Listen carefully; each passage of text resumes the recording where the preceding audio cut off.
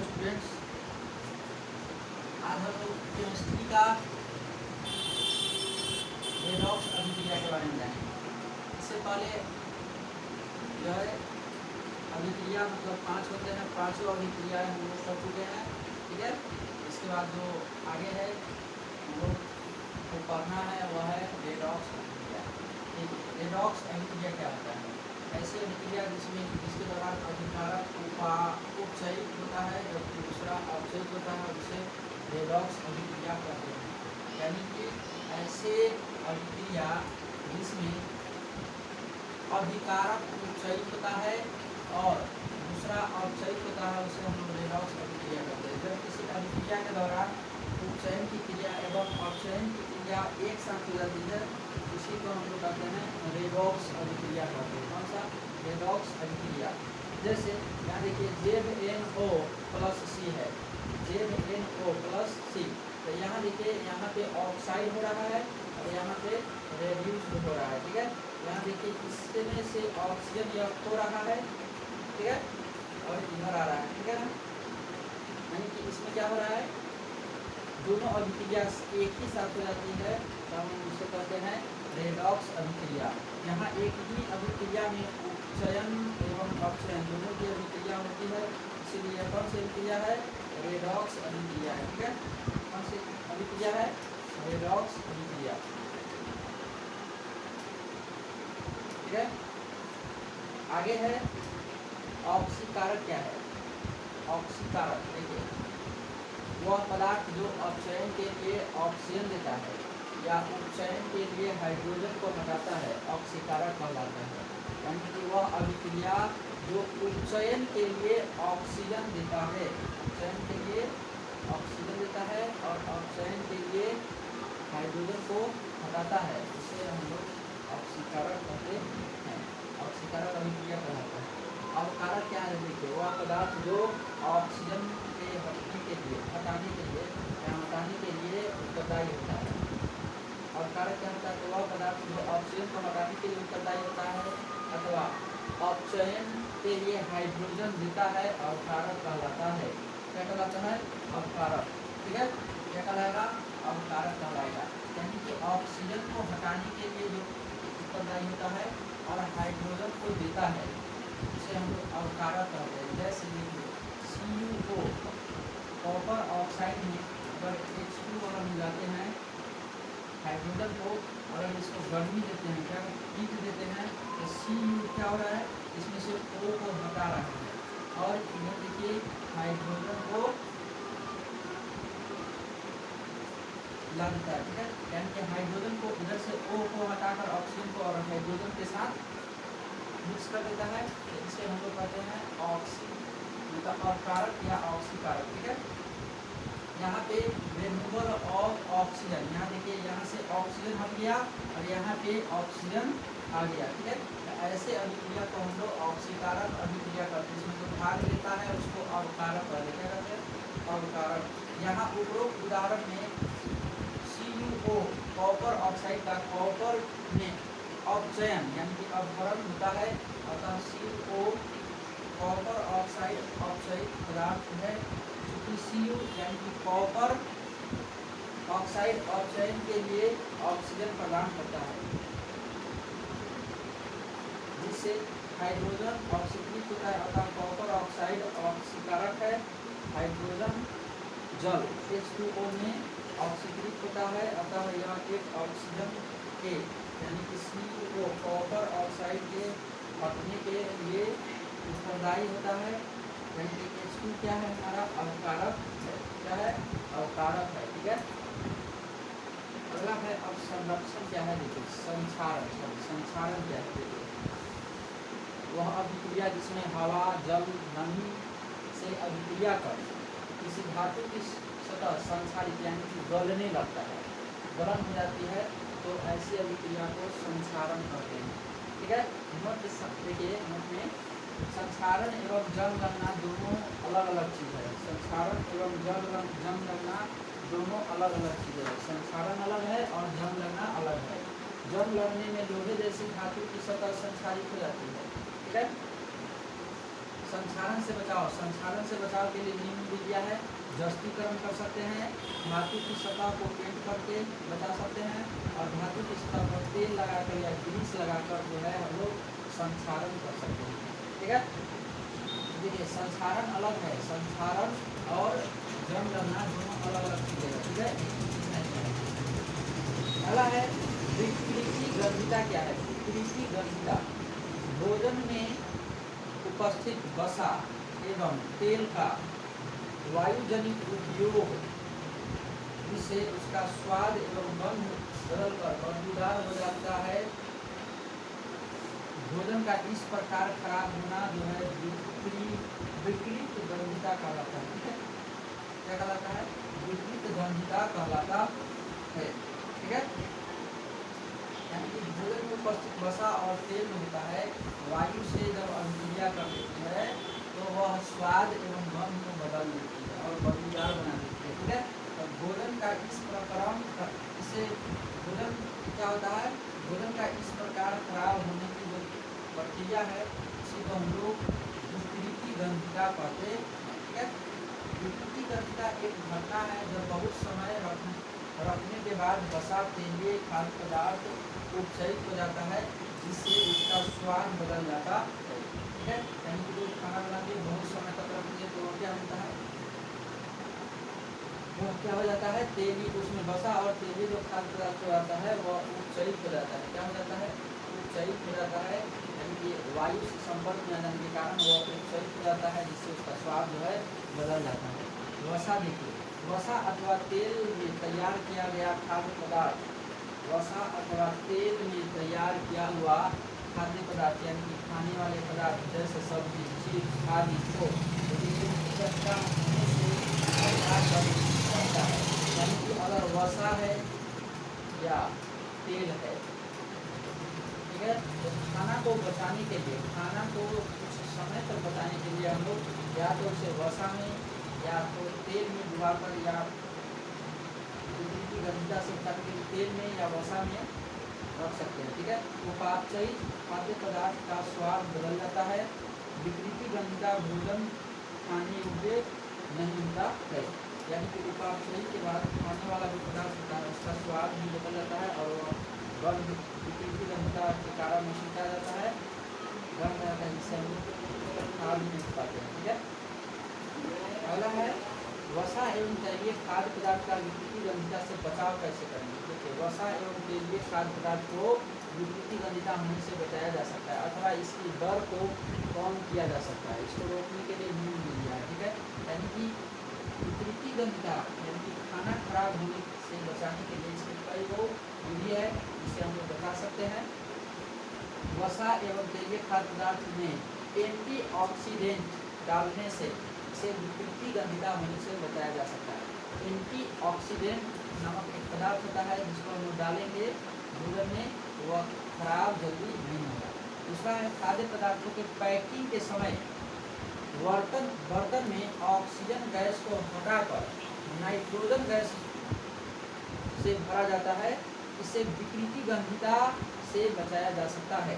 जैसे चिप्स ये सब जो आता है या खाने वाली चीज़ें होती है उसमें से ऑक्सीजन निकाल कर उसमें नाइट्रोजन गैस भरा रहता है। क्या भरा रहता है? नाइट्रोजन गैस भरा रहता है, जिससे वह बहुत लंबे समय तक खराब नहीं होता है। ठीक है,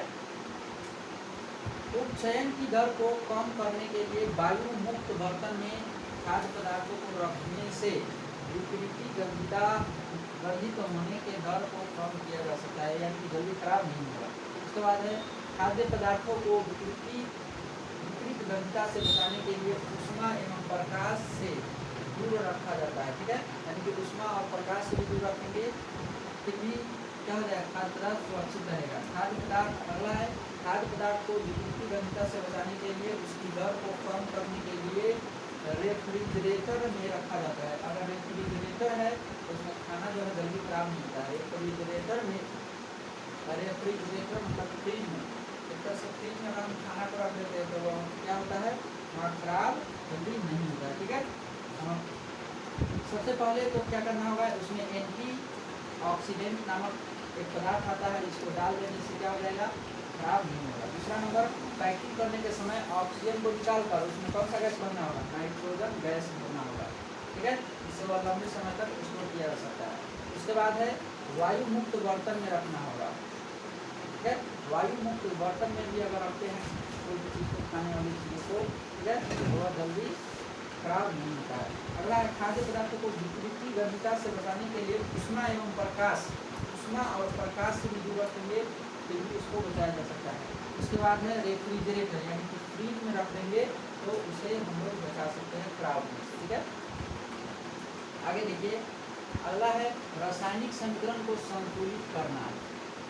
रासायनिक समीकरणों के संतुलित करने की विधि हम यहाँ निरीक्षण विधि द्वारा फिक्स एंड ट्रायल का उपयोग करेंगे। ठीक है, जैसे उदाहरण में समीकरण एक है Fe plus H2O, Fe plus H2O।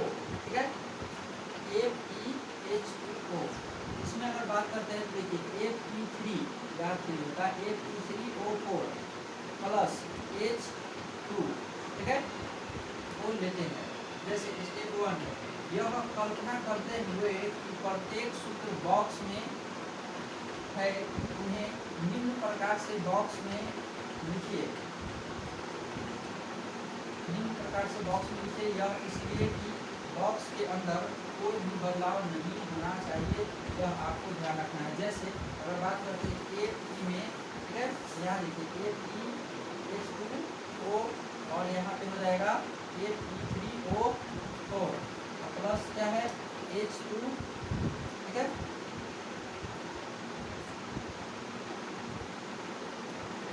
अगला है असंतुलित समीकरण में उपस्थित विभिन्न प्रकार के तत्वों के परमाणु की सूची बनाइए एवं गिनती कीजिए इस प्रकार से। पहले ये देखिए कि किस तत्व के परमाणु की संख्या सबसे अधिक है, यह अभिकारक या उत्पाद की ओर से हो सकता है। ठीक है, यानी कि किसी में अभिकारक में ज़्यादा हो सकता है या जो है उत्पाद में ज़्यादा या कम हो सकता है। इस प्रकार इस कसौटी के उपयोग से हमने तो पाया कि Fe3O4 में वो तत्व के सबसे अधिक परमाणु कितने हैं, 4 है। इसके कितने परमाणु हैं, 4 है। ठीक है, जैसे रिएक्टेंट देखिए और प्रोड्यूस, रिएक्टेंट में कितना था 4 और प्रोड्यूस में कितना हो गया 1, कितना हो गया 1।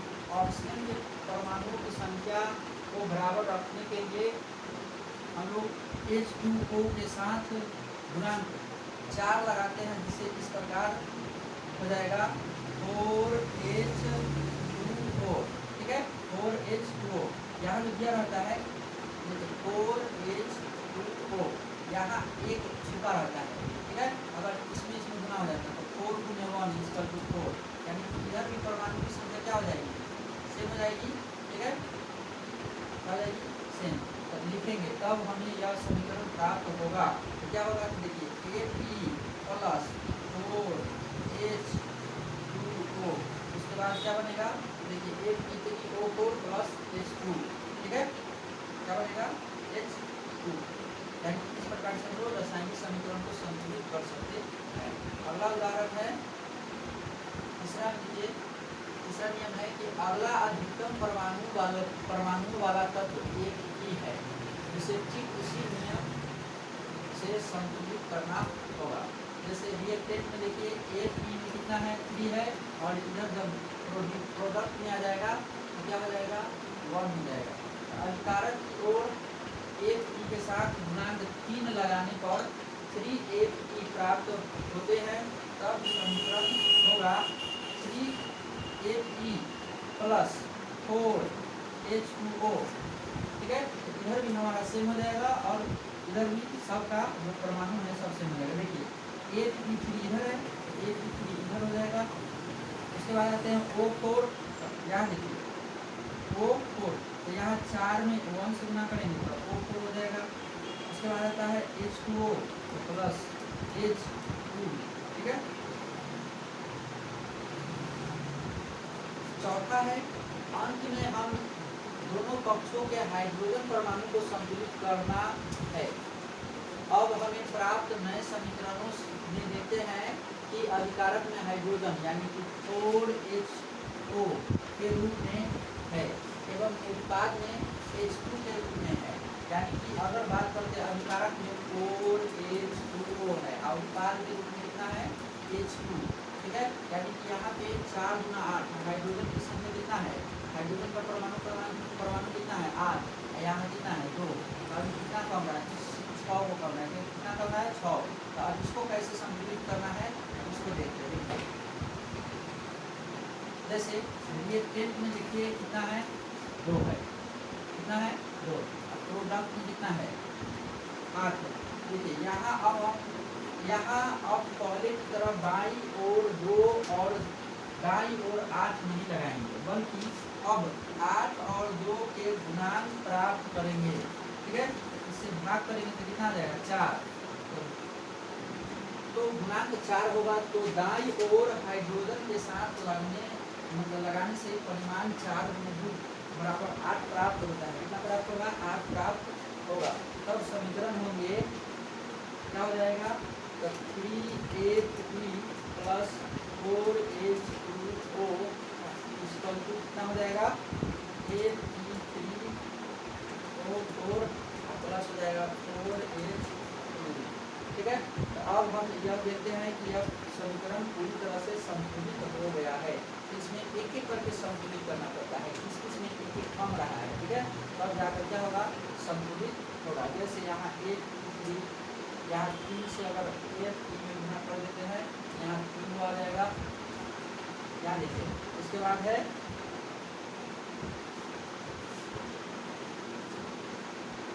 प्लस में 4H2O है, क्या है प्लस 4H2O है। देखिए O भी हमारा क्या है 4 गो है, तो O भी हमारा 4 गो हो गया। हाइड्रोजन भी क्या है 4 गो, यहाँ हाइड्रोजन भी 4 में भी होगा 8 गो है, यहाँ भी कितने हो गए 8 हो गए। तो इस प्रकार से हम लोग मतलब जितने भी रहेंगे उसके अनुसार हम लोग इसको संतुलित करते चले जाएंगे, ठीक है।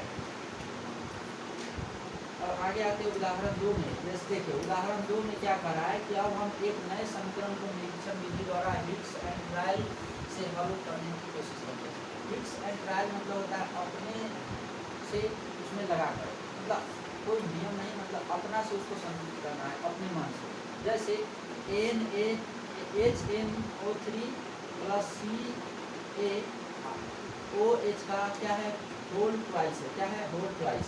देखिए यहाँ पे CaNO का 3 होल ट्वाइस 2 प्लस H2O है, क्या है H2O। अब इसको हम लोग संतुलित कैसे करेंगे, देखिए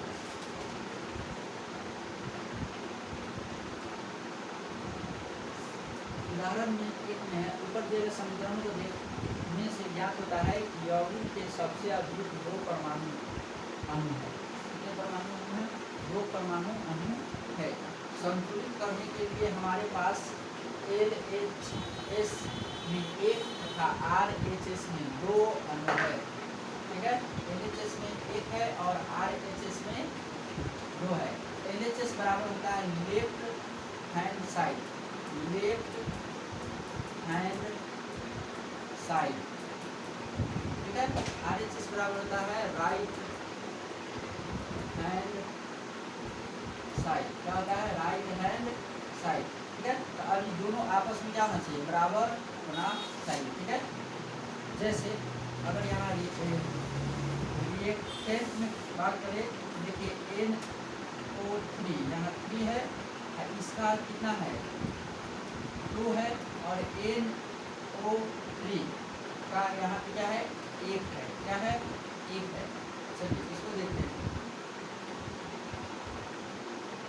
यहाँ नाइट्रोजन तथा ऑक्सीजन संतुलित हो जाएंगे जब 2NO3 अभिकारक की ओर और NO3 उत्पाद की ओर मिलते हैं, तब समीकरण प्राप्त होगा। देखिए क्या होगा 2HNO3 प्लस CaOH का क्या हो जाएगा 4 ट्वाइस, यहाँ देखिए Ca, उसके बाद है NO3 का होल ट्वाइस प्लस H2O, ठीक है। तो इस प्रकार हम लोग क्या कर सकते हैं, इसको संतुलित कर सकते हैं। हिट्स एंड ट्रायल्स विधि द्वारा, ठीक है। इसी को आगे देखिए, यहाँ कैल्शियम स्वतः संतुलित हो चुका है, अब हमें केवल हाइड्रोजन अणु के संतुलित करने की बात है। अभिक्रिया की ओर कुल 4 हाइड्रोजन है, कितने हैं, 4 हाइड्रोजन है, हाइड्रोजन परमाणु है, और उत्पाद की ओर 2 है, ठीक है। तो ये टेंट में कितने हैं, देखिए 2 है, और प्रोडक्ट में कितने हैं, 4 है। अभिकारक में कितने हैं, 4, और उत्पाद में कितने हैं, 2 है। तो उत्पाद में 2 गुणांक के रूप में चाहिए, कितने, तो क्या करेंगे, 2 से 4 में भाग कर देंगे। इधर वाले से, यानी कि इधर वाले प्रोडक्ट से हम लोग क्या कर देते हैं, रिएक्टेंट में भाग कर देते हैं, जिससे हमें प्राप्त रहता है, मतलब पता चल जाता है कि कितना और अणु के मतलब परमाणु की आवश्यकता है। देखिए 2HNO3 प्लस CaOH2 में क्या कर दिए, तो भाग कर दिए CaNO3 का होल ट्वाइस प्लस, और यहाँ देखिए हाइड्रोजन में हमको भाग करना है, जिसमें भाग करना था हाइड्रोजन में। देखिए हाइड्रोजन में क्या किए, भाग किए, यहाँ 2 है और 2, यानी कि हाइड्रोजन में क्या कर दिए, 2 से गुना कर दिए, यहाँ इधर क्या कर दिए, भाग कर दिए, तो हमें पता चल गया कि कितना से गुना करना है, तो यानी कि और 2 आवश्यकताएँ है, ठीक है। जैसे यहाँ देखिए हाइड्रोजन 2 था, ठीक है।